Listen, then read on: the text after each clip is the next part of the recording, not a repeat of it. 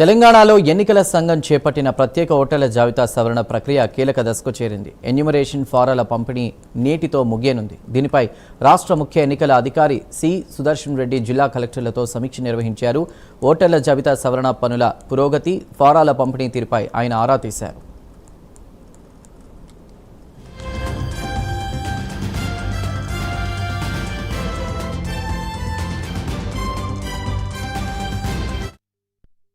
రాష్ట్ర వ్యాప్తంగా దాదాపు 3.1 కోట్లకు పైగా ఎన్యూమరేషన్ ఫారాలను పంపిణీ చేసినట్లు అధికారులు సీఈఓ సుదర్శన్ రెడ్డికి నివేదించారు.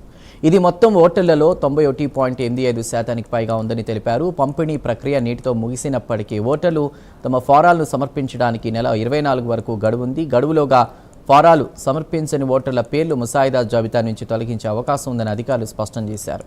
ముసాయిదా ఓటర్ల జాబితాను ఈ నెల 31న విడుదల చేయనున్నట్లు ఎన్నికల సంఘం ప్రకటించింది. ఈ ప్రక్రియలో ఎలాంటి లోపాలు లేకుండా పారదర్శకంగా నిర్వహించాలని సుదర్శన్ రెడ్డి కలెక్టర్లను ఆదేశించారు.